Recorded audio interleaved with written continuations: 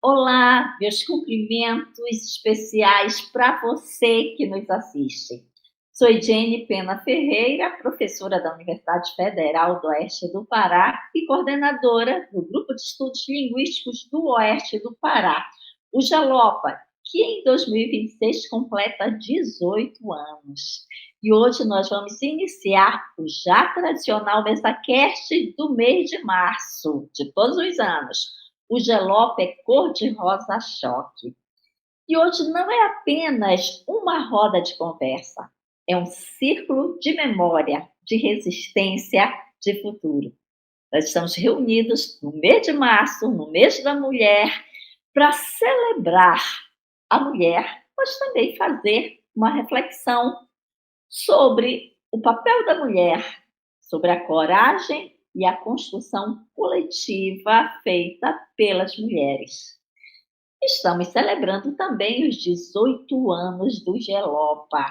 18 anos não são apenas o número, são ciclos. Ciclos de pesquisa, de encontros, de textos escritos, de debates intensos, de orientações, de formação de pesquisadoras que carregam no olhar o compromisso com o território, com a linguagem e com a Amazônia.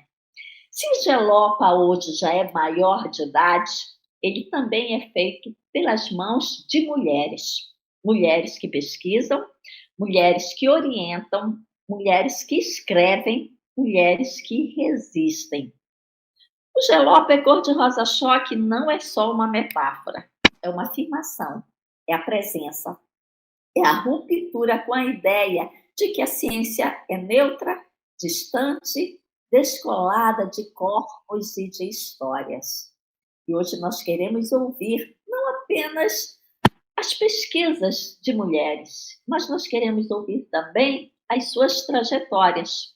E ao longo do mês de março de 2026, passarão por aqui 18 mulheres, 18 pelo simbolismo dos 18 anos do Grupo de Estudos Linguísticos do Oeste do Pará. Que esta roda seja um espaço de escuta generosa, mas também seja um espaço de acolhimento. E que possamos sair daqui fortalecidas, individual e coletivamente.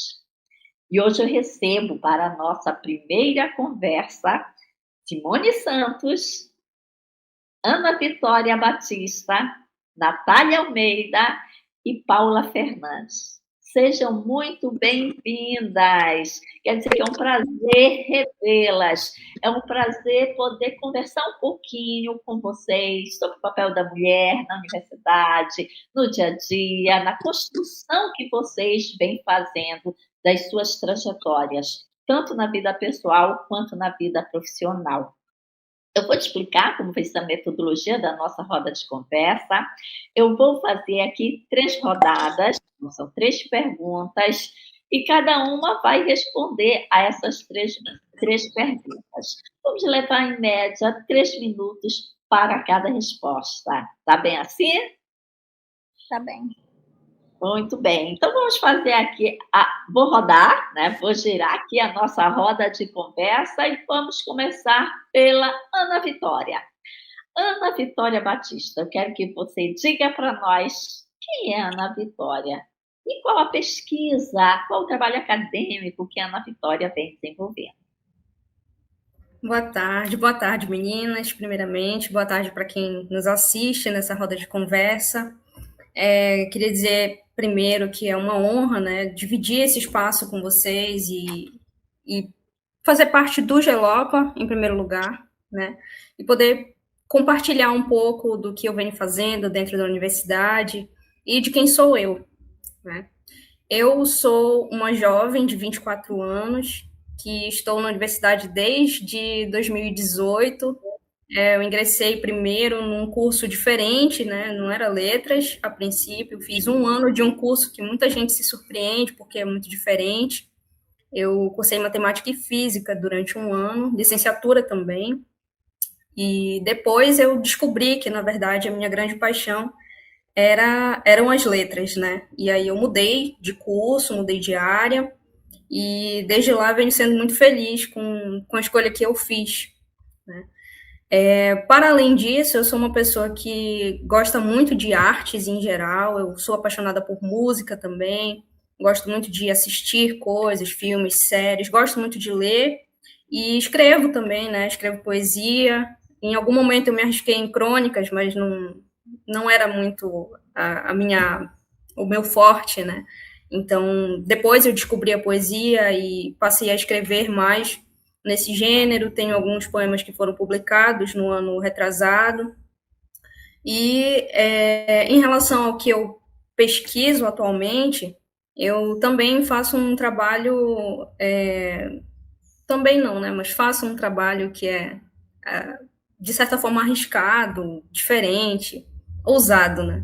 Eu trabalho com a interface entre linguística e literatura, que são dois grandes campos da área de letras, e desde a graduação, no trabalho de conclusão de curso, eu busco investigar particularmente elementos gramaticais e como eles funcionam dentro de obras literárias específicas.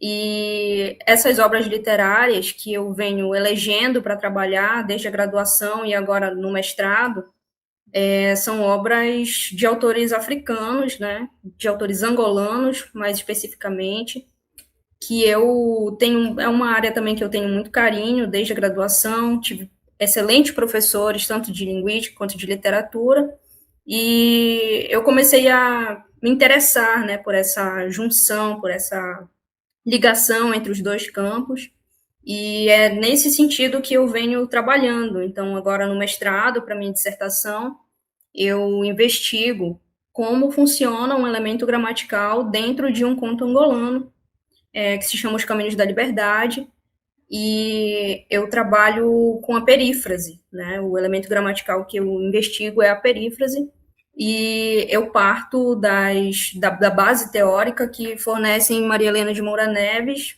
funcionalismo linguístico, e Antônio Cândido, que trabalha com uma perspectiva integrativa da teoria da literatura. Então, meu trabalho é esse e essa sou eu. Obrigada, Ana Vitória. Se eu fosse escolher uma palavra para definir a Ana Vitória, seria ruptura. Ela representa, e não sei por que, mas me vem à mente essa palavra ruptura. Acho que ela gosta de romper alguns paradigmas no universo acadêmico e o trabalho que ela desenvolveu no TCC, né, o trabalho de conclusão de curso de graduação em letras, e o trabalho que ela vem desenvolvendo no mestrado, representam exatamente uma ruptura de um tradicionalismo, né, de algo que se convencionou aceitar como fixo. Muito bem, agora vamos ouvir a Simone Santos. Quem é a Simone? E qual trabalho você desenvolve, Simone? Olá, boa tarde a todos, Gelopete, Gelopitos e a todos que estão assistindo o podcast. Eu me chamo Simone, tenho 29 anos, nascida em Santarém, aqui no oeste do Pará. Eu venho de uma família de mulheres, eu tenho 6 irmãs, aqui é a casa de 7 mulheres na minha família. A minha trajetória acadêmica inicia na iniciação científica no PIBIC, na UFOPA, quando eu comecei a desenvolver um projeto chamado Uso do Imperativo no Português Falado Santareno, análise de narrativas de experiências pessoais. Essas narrativas eram narrativas retiradas dos CETOPs, dos corpos, de textos em que o Gelopa tem, né, de narrativas orais. Foram gravadas histórias do povo santareno e transcrito para este livro, que é o CETOPS. Então, a minha pesquisa se deu a partir do falar santareno. Nessa pesquisa, eu investiguei o imperativo, né, a variação do imperativo no português santareno, as formas verbais utilizadas pelo povo santareno. Aparece como que o pedido, a ordem, o desejo, o conselho aparece na fala espontânea. Eu trabalhei com as narrativas de experiências pessoais porque eu queria analisar o uso da língua real no contexto das histórias das pessoas, contando as suas próprias vivências.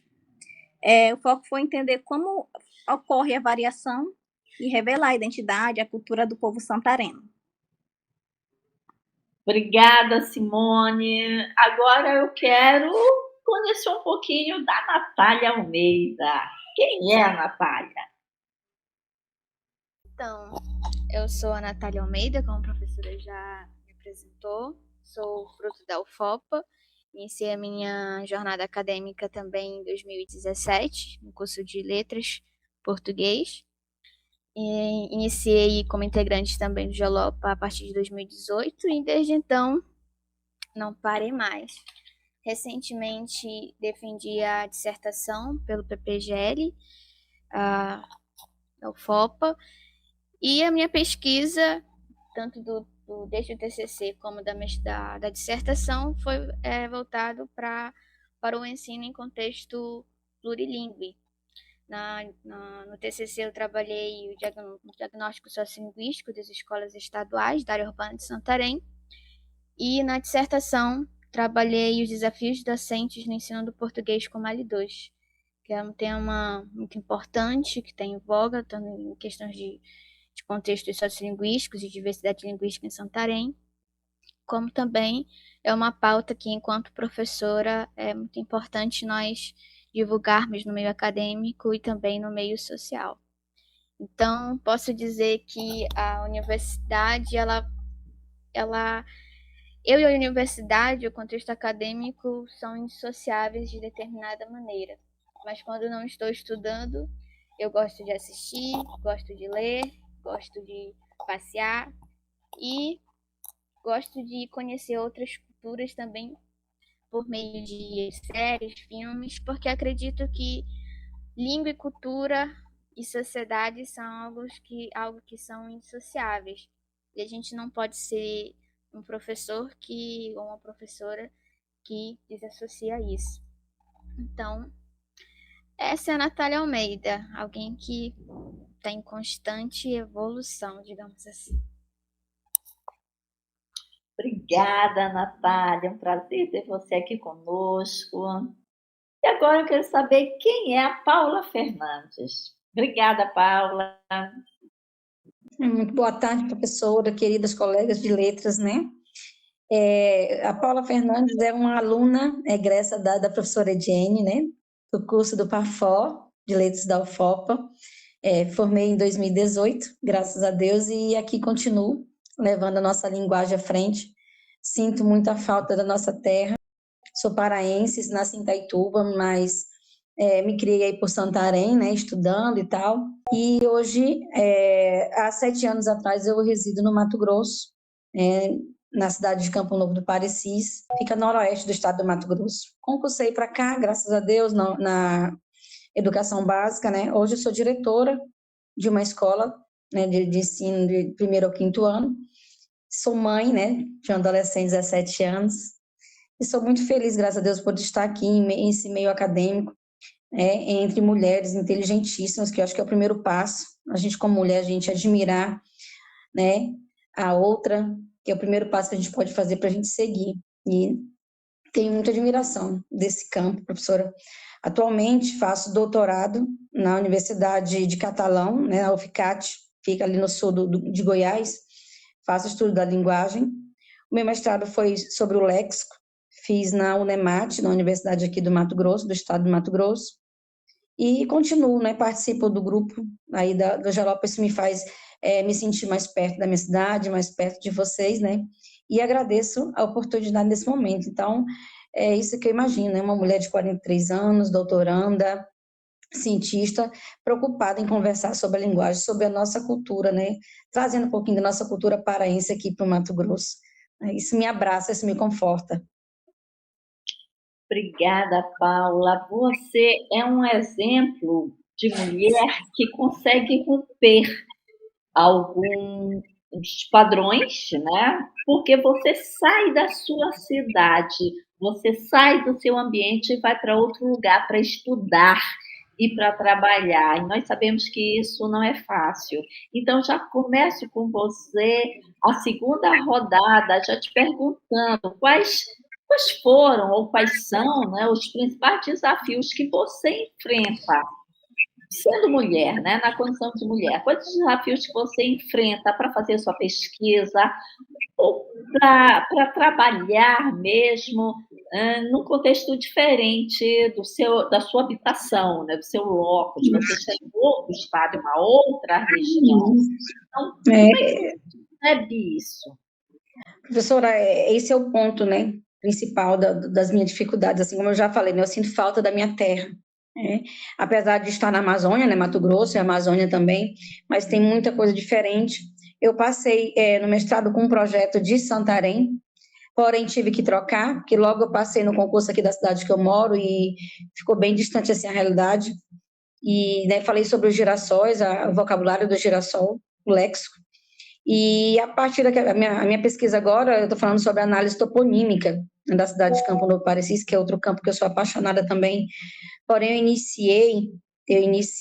eu queria fazer análise linguística, né? Lá, o que se trabalha? Porque nós temos aqui povos indígenas, né? Os Parecis, o que origina o nome da cidade.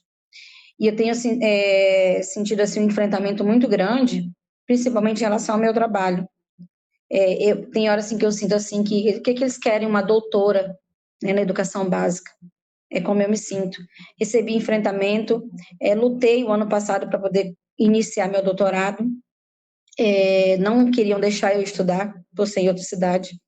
Tive que me desdobrar em várias situações, brigar, procurar sindicato para buscar que a lei me ampara, né? A lei ampara qualquer funcionário público que queira estudar no nosso campo de educação. Então, busquei, graças a Deus, consegui fazer, né, as disciplinas e estou aí estudando, fazendo a pesquisa.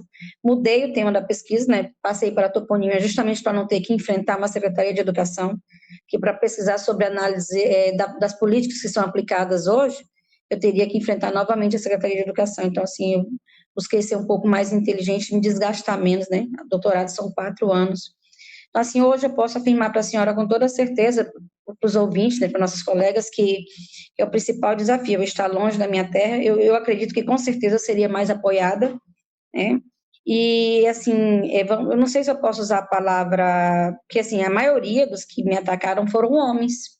Então, eu fico me perguntando, assim, eles não querem uma doutora, não querem uma doutora na educação pública, né? Mas eu enfrentei, professora, e não vou desistir, farei o que tiver que ser feito, né? Continuo na minha produção, escrevendo artigos e até, assim, gostaria de falar sobre o tema, né? Sobre o que eu tenho passado, só que, assim, não vou mentir, né? Eu tenho medos, tenho alguns medos, né, de repressão.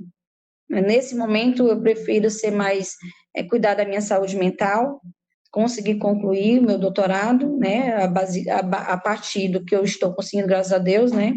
A toponímia é um campo maravilhoso, que você vai estudar as origens. Para você estudar as origens, você precisa saber da cultura, como uma colega falou, que não tem como a gente, né, separar a cultura da linguagem, e com certeza é verdade. E para mim, que sou de outro lugar, é importante eu estar estudando, né, a origem daqui, a importância, para eu me habituar, me sentir um pouco mais em casa, né, já que eu estou aqui há 7 anos. Então, com certeza, é o principal desafio que eu tenho na minha pesquisa. Obrigada, Paula. Muita força, né? Nós desejamos aí só coisas boas para você. A Simone é uma mulher indígena, né, Simone? Não, professora, mais minha família vem mais da região ribeirinha. Minha família é da região ribeirinha. E você mora em Alter do Chão, né? Sim, há pouco tempo eu mudei para Alter do Chão. Por trabalhar com povos indígenas agora e etnoturismo. Isso, essa relação que eu estava tentando fazer. Imaginei que eu conheço você com uma atuação com os povos indígenas, né? Foi por isso que eu fiz a referência.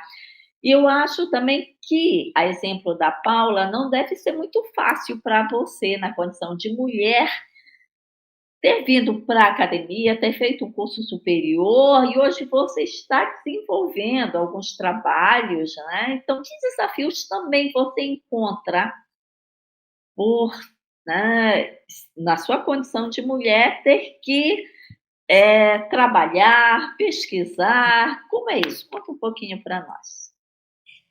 Sim, no início, quando eu passei na universidade, na UFOPA, eu fiquei com uma tremenda decisão, né? Será que eu vou para o curso ou se eu arrumo um emprego de CLT por questões de necessidade? Tem todas essas questões quando a gente é um público de baixa renda, né? Então, eu fiquei nesse meio termo, né? Que decisão tomar, mas eu decidi cursar, né, o curso de letras. Eu sempre quis ser professora, e essa é uma questão da minha família também. O meu avô sempre me chamava de professora desde criança. Eu lembro que quando eu ia na casa dele, ele pedia para fazer as cartas para enviar para os nossos parentes do interior, e desde lá ele já me chamava de professora. E essa é uma coisa que eu carrego comigo, e por isso quis seguir nessa profissão. Os desafios são grandes, primeiramente, né, em relação a escolher uma profissão ou estudar, porque tem a questão da renda da nossa família, a nossa mesmo. Então, esse foi um desafio muito grande logo no início. Além de conciliar as questões de nós mulheres, conciliar as questões de tarefas domésticas, famílias, porque sempre, infelizmente, a gente tem essas responsabilidades colocadas nas nossas costas, de que temos o dever de cuidar, sempre cuidar do outro, cuidar da família, muito mais do que isso não é colocado muito nos homens. Então, tem essa dificuldade de conciliar a limpeza da casa, o cuidado da família, tudo mais, com o curso, né? Além de estar nas aulas e participar de projetos, participar de pesquisas, foi um desafio muito grande. Muito bem, Simone. A Ana Vitória, acho que é a mais jovem, né, daqui desta roda de conversa, e ela já está no mestrado, ela já é funcionária pública. Eu quero perguntar para ela que desafios ela vem enfrentando. Uma mulher tão jovem, já com muita responsabilidade, né? Fazer o mestrado, ser funcionária de carreira, isso. Seu primeiro grande trabalho, né? O primeiro concurso que tu passas. Que desafio aí você está percebendo, está começando a enfrentar, o que já enfrentava, que você gostaria de falar conosco? As meninas já deram uma boa prévia de como é desafiador, de fato, a gente fazer pesquisa, ser mulher e ter que lidar com demandas diversas, né? A gente não consegue focar numa coisa só, é muito difícil. Eu acho que para qualquer pessoa, mas para a gente acaba tendo um peso muito maior, porque desde muito cedo, como a Simone vinha dizendo, a gente sofre uma pressão maior para que os nossos trabalhos sejam mais caprichosos, para que a gente seja mais perto do perfeito possível, né? Então, equilibrar as demandas para alcançar esse ideal que é colocado para nós é muito desafiador. Então, na minha condição, de fato, estar desenvolvendo paralelamente um mestrado e um novo trabalho como funcionária pública, né, como servidora pública, daqui, inclusive, da universidade, da UFOPA, é bem desafiador, de fato, né, porque é preciso conciliar o tempo, definir quais são as prioridades em momentos diferentes, em dias, em semanas diferentes. As responsabilidades do trabalho e do mestrado flutuam em períodos distintos, então ter que fazer tudo o que é demandado em cada uma dessas áreas e ainda fazer isso com essa excelência que é cobrada de nós desde muito cedo é algo bastante complexo.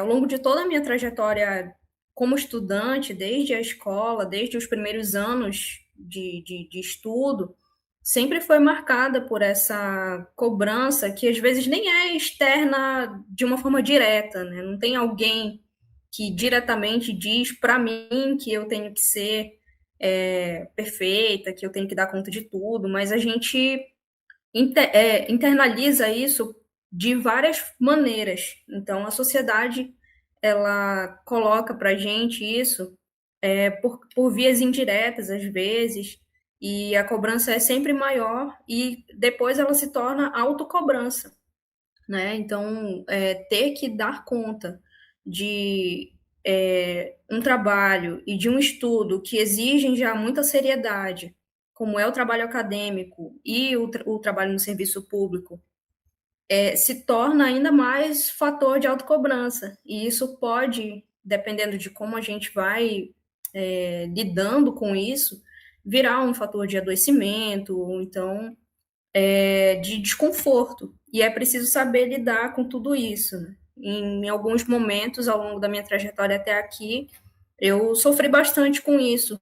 Foram desafios, assim, né, de ter que pensar se eu ia continuar, se eu não ia continuar, porque é preciso também saber o momento de parar, de descansar, que também é uma coisa que para nós, enquanto mulheres, é bem difícil, né? A gente raramente tem tempo de parar e de só desfrutar de um lazer ou de algo assim. Então, os meus desafios são esses. Obrigada, Vitória. Vitória é perfeccionista. E eu sei que quando nós somos perfeccionistas, a cobrança é intensa. Uma pessoa perfeccionista também é a Natália. Hein, Natália? Que desafio você tem enfrentado ao longo dessa sua carreira? Eu chego à conclusão que eles perpassam, eles atravessam de forma comum. Estamos em ambientes diferentes, em lugares diferentes, mas eles nos são comuns de maneira de determinados graus. Então, eu comungo do desafio dessa intensa carga horária Eu lembro que no TCC, pelo menos desde a graduação, a questão do tempo. O tempo, para mim, ele sempre foi muito caro. Uma moeda, assim, muito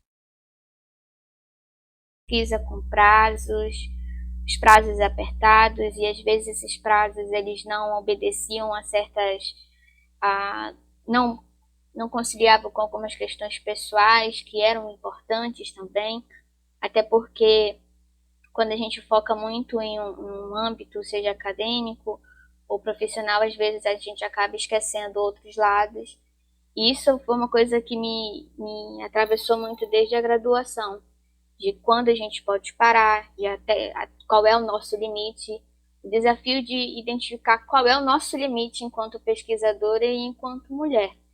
Porque, de fato, há desafios relacionados com o pessoal, de conquistas pessoais, de prazos para entregar pesquisa, artigos, e às vezes isso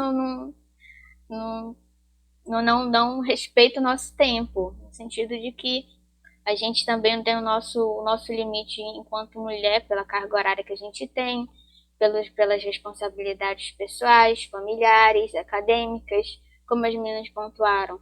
É exigido 2 vezes mais da gente uma entrega de um trabalho perfeito, a entrega de entregar aquilo que a gente criou expectativa nas pessoas e até mesmo na gente.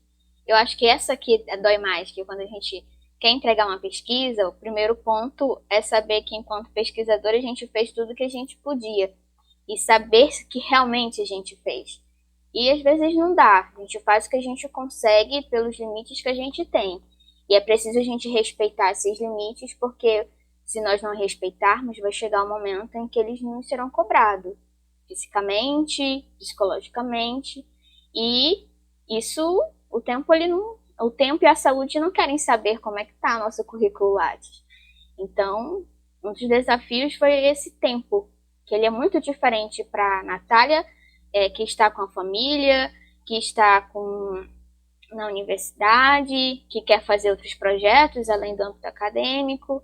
Então, o desafio para mim foi mais temporal, que também passou pelo âmbito da dissertação, que graças a Deus se defende um pouquinho mais a tempo, né, nos 2 anos, mas ainda assim, só Deus e eu e algumas pessoas sabem qual foi o custo disso.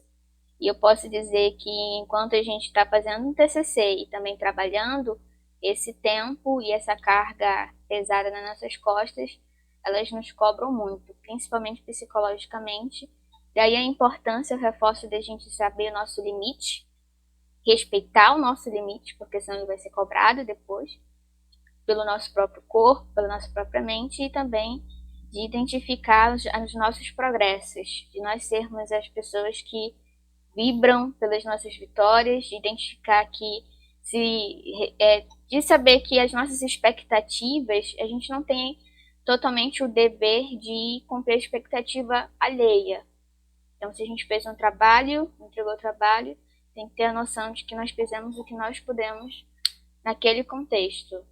Eu acho que foi isso que até me ajudou a superar alguns desses desafios. Eu me cobrava muito de não estar fazendo o que o cronograma da minha pesquisa estava direcionando. Só que aí, quando eu enxergava o meu contexto, eu percebia que eu não tinha mesmo como fazer. Não tinha. Então, de aceitar e fazer aquilo que eu posso naquele momento e de entregar um trabalho bom e sem me custar muito a saúde. Até porque, se nós não cuidarmos da nossa saúde, não tem nem como sair de casa para pesquisar ou até mesmo ler. Então, meus desafios foram esses. A Natália citou o currículo Lattes, que quem está na vida acadêmica sabe muito bem, ele está sempre alimentando, né? Sempre uma preocupação, como é que está o Lattes, sobretudo quem está iniciando a vida acadêmica, que pretende seguir uma carreira, sabe como é importante manter atualizado o currículo Lattes. Então, já aproveito essa deixa da Natália para entrar na terceira rodada, né? Que é a terceira e última pergunta.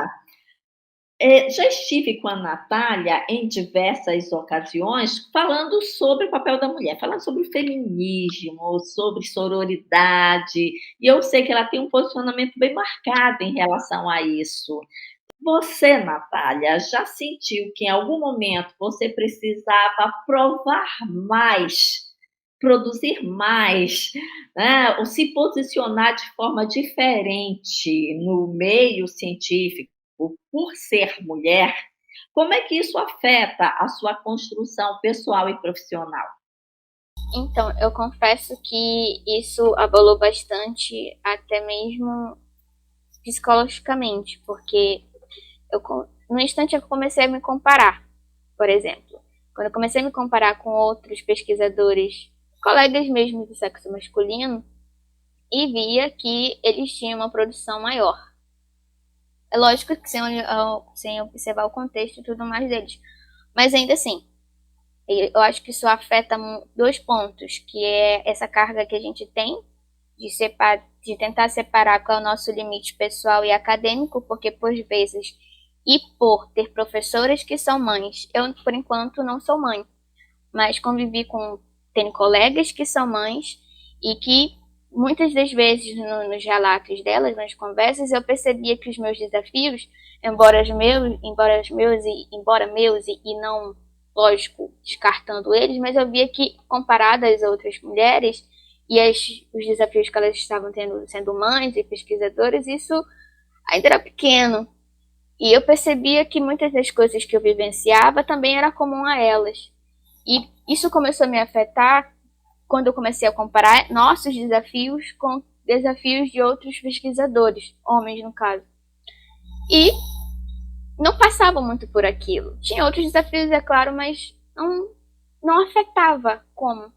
E isso, claro, possibilitava uma produção, um estudo maior, não tinha aquele peso ou aquele peso na consciência de que se eu dedicar muito à carreira acadêmica, talvez eu vou deixar o lado pessoal de lado. Isso, para nós mulheres, isso é um peso muito maior, porque eu estou no auge dos meus 26 anos, por enquanto, e aí tem a pauta de ser mãe ou não ser mãe, porque o tempo está passando, então ou eu dedico a vida acadêmica e sou mãe para lá, mais um tempo para lá, ou não. E nesse meio tempo tenho que definir como eu vou produzir mais, porque preciso produzir mais, até mesmo para dar resposta para a sociedade sobre o meu trabalho e tudo mais, mas preciso produzir mais. Só que, para quem está no meio acadêmico, sabe que produção cobra um tempo maior. Não é só você pesquisar, você tem que fazer artigos, apresentar em comunicações orais, submeter a revistas, e isso leva tempo, muito tempo. E aquela coisa de minimizar o estudo também, que você só estuda. Não, o estudo ele cobra um preço muito caro. Você às vezes não dorme como você deveria, já vai a visão também às vezes. Então isso acaba mexendo na nossa autoestima, porque a gente não tem tempo mais para se cuidar, só para produzir. Acaba mexendo na autoestima acadêmica, que eu acho que para algumas mulheres, e pelo menos no meio acadêmico, chega a ser um pouco mais, pesar mais do que a autoestima física, porque a partir do momento que você se compara com outros pesquisadores e pesquisadoras, você se sente naquela intensidade, naquele frenesi de produzir, e às vezes esse querer não bate com a realidade que você tem. Então, algo que me impactou muito foi essa insegurança e essa baixa autoestima na questão acadêmica. De quando eu comecei a comparar outros pesquisadores que não tinham essa carga horária, que não tinham esse peso acadêmico, né?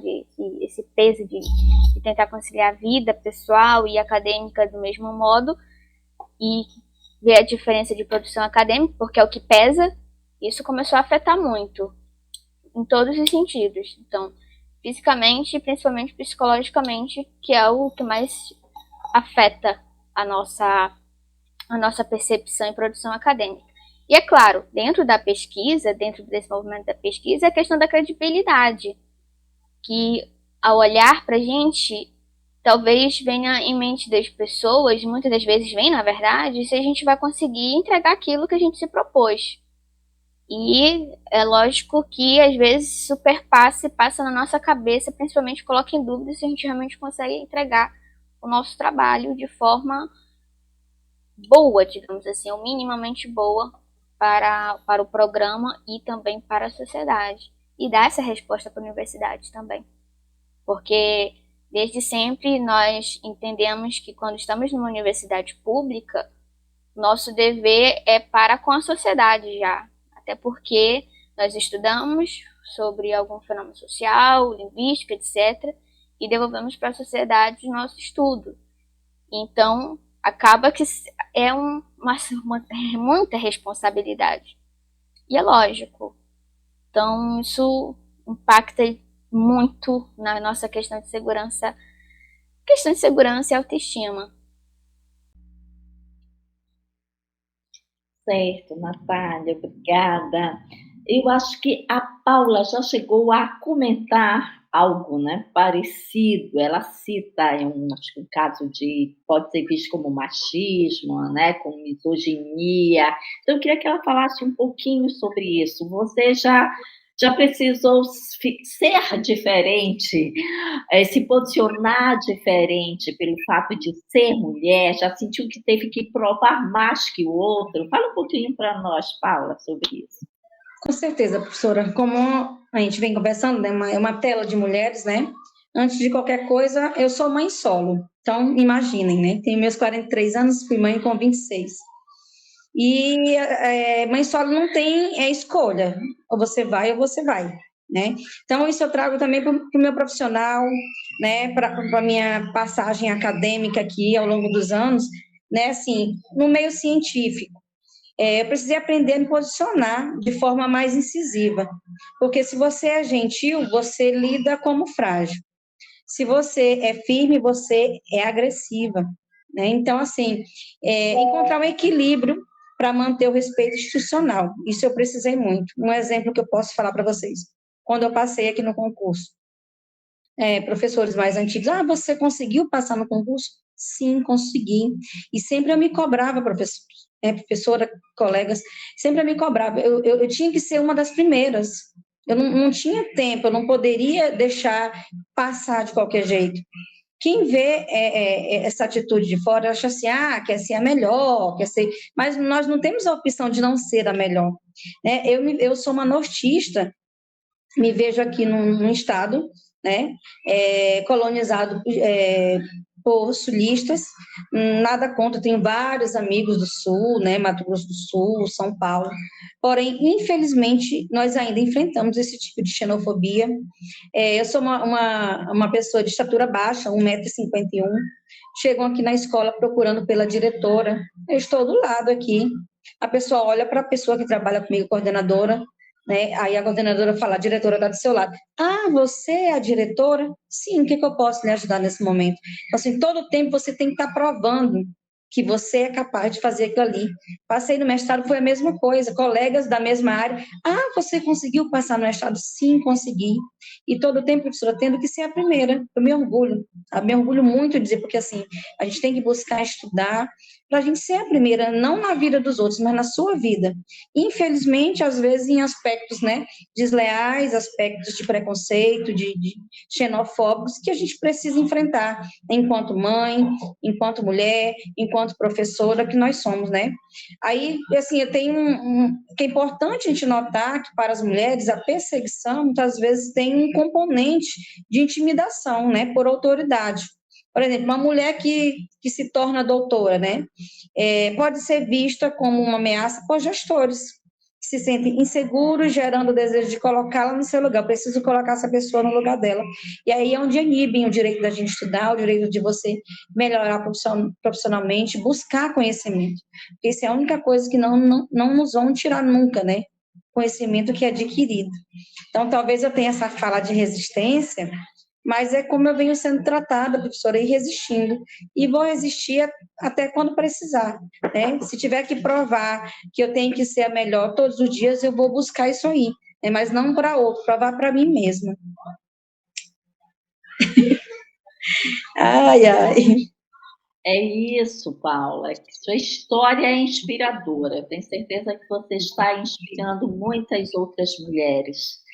E a Simone disse que vem de uma família de mulheres, né? Como é que você vê isso? Você sente aí esse olhar de preconceito por parte de outras pessoas?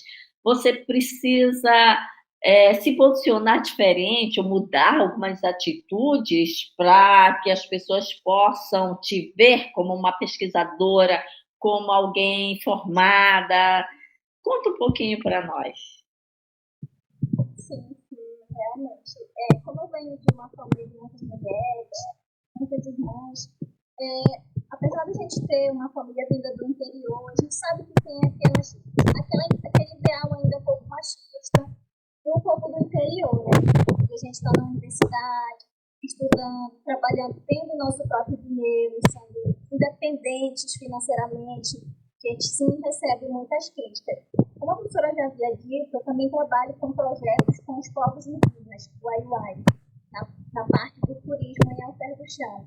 E é uma área de trabalho muito masculina, né? Tem muitos homens nessa área de agência, de turismo, hotéis e tudo mais. Então, quando eu comecei a trabalhar nessa área, muitos homens queriam me ensinar a respeito do meu próprio trabalho, né? Queriam emitir opiniões e dar ideias a respeito do meu próprio trabalho, da qual eu já tenho conhecimento. Então, isso é muito evidente no nosso dia a dia do nosso trabalho, né? O homem querer ensinar algo que a gente já sabe, que já faz parte do nosso dia a dia. E a gente realmente tem essa cobrança de provar que a gente sabe, que a gente tem o conhecimento. E as pessoas acham que a gente quer se impor, quer se achar, por ter nosso senso crítico mesmo, né, como mulher. Então, além disso, isso impacta na nossa vida, na nossa saúde mental também, né? Porque a gente, às vezes, fica se questionando, será que eu estou sendo muito incisiva e eu estou sendo muito crítica com tal pessoa, que eu estou sendo desrespeitosa? Mas, às vezes, não, é aquela pessoa que está sendo desrespeitosa com a gente, né? Por querer nos diminuir com o nosso próprio conhecimento. E essa questão acadêmica, né, já senti também muito que precisava provar na questão dos estudos, né? A gente vê ainda nas pesquisas que há um mundo muito masculino, né? Nas pesquisas, e que os estudos, às vezes, reverbera muito nessa parte, mas nós estamos aí para mostrar o nosso conhecimento, somente da nossa realidade regional, o norte, com as nossas pesquisas a respeito do falar santareno, do falar nortista, e mostrando que a gente tem sim conhecimento e pode sim transmitir também conhecimento. Eu lembro de quando eu estava no estágio de letras numa escola, os professores, as pessoas que estudavam nunca me viam como a estagiária do curso de letras, sim como uma aluna. Assim como a Paula falou, não sei se era por conta da minha estatura também, mas eu lembro de uma vez estar sentada atrás de um aluno e ele virou assim para mim: você é da dependência de matemática? Aí eu disse: não, eu sou estagiária. Então, normalmente, as pessoas não acreditam, né, não dá aquela credibilidade para nós mulheres de que a gente pode exercer determinadas profissões que antes eram somente de homens. É isso, Simone. Mulheres assertivas são confundidas com mulheres agressivas, né? É o machismo aí olhando diretamente para nós. E Ana Vitória? Como é que a Ana Vitória se impõe neste universo acadêmico? Você já percebeu, Ana, que você precisa provar mais, fazer mais, ou mudar algum comportamento para ser aceita no ambiente acadêmico?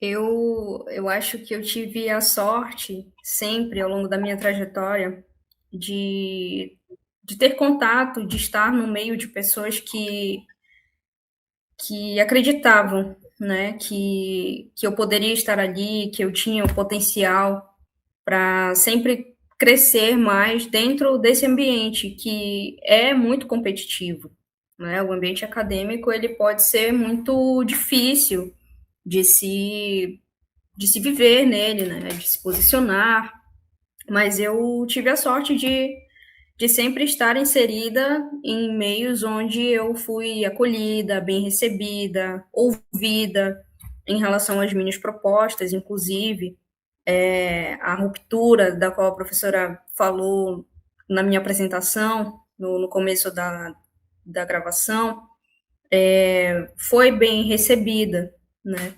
Mas eu vejo e entendo que, de modo geral, é difícil mesmo a gente se posicionar, é mais complicado, porque se espera que nós apenas aceitemos aquilo que é colocado como certo, como a única forma possível de existir em meios diversos. Então, por exemplo, a rigidez do ambiente acadêmico pode ser um desafio. Eu sinto isso, mas em um nível não tão exagerado, eu diria, né? Quando a gente pensa em fazer um trabalho que foge daquilo que é esperado, do tradicionalismo, pode ser difícil a gente sendo, mesmo que não fosse uma mulher, poderia ser já difícil, mas sendo mulher ainda, pode-se pensar, meu Deus, por que ela está fugindo daquilo que já está estabelecido? Então, todas as vezes que a gente tenta fugir do padrão, propor algo novo, diferente, que vai mudar, que vai romper aquilo que já está definido, isso pode representar até como se fosse uma ameaça, né, para esse mundo que é patriarcal, para essa sociedade que definiu que os homens é que mandam e que eles é que estão certos. Então, embora eu não tenha diretamente enfrentado desafios nesse sentido, eu vejo que eu poderia, né? E as minhas colegas, as amigas, as mulheres que eu conheço poderiam e muitas vezes enfrentam de fato esses desafios, não só na vida pessoal, no mundo fora dos muros da universidade, mas dentro também, né? Porque se espera que a gente seja submissa. Eu acho que o principal ponto talvez seja esse, né? Por que a gente muitas vezes quer fazer coisas que são diferentes daquilo que já foi imposto, sendo que a gente deveria simplesmente aceitar. Então, eu acredito que essa realidade ela está de fato posta, colocada, e eu entendo que não tendo passado por isso ainda, eu posso vir a passar em algum momento, e isso me preocupa, né? Muito bem, Vitória. Nós estamos aqui encerrando a nossa primeira roda de conversa e eu quero agradecer a cada uma de vocês. Eu quero que vocês deem um recadinho para todas as meninas e mulheres que nos assistem. Ana Vitória, que recado você dá a essas meninas e mulheres que estão aí nos assistindo? Eu quero dizer que as meninas e mulheres que nos assistem, elas precisam e elas podem estar no meio acadêmico, fazer a pesquisa que elas desejam fazer e cumprir com outros objetivos pessoais que elas possam vir a ter, né? E se posicionar, se impor com relação a isso e não aceitar de jeito nenhum, não abaixar a cabeça para uma sociedade que nos diz o tempo todo que a gente não pode, que a gente não deve, que a gente precisa ser de um jeito, se comportar de uma certa forma.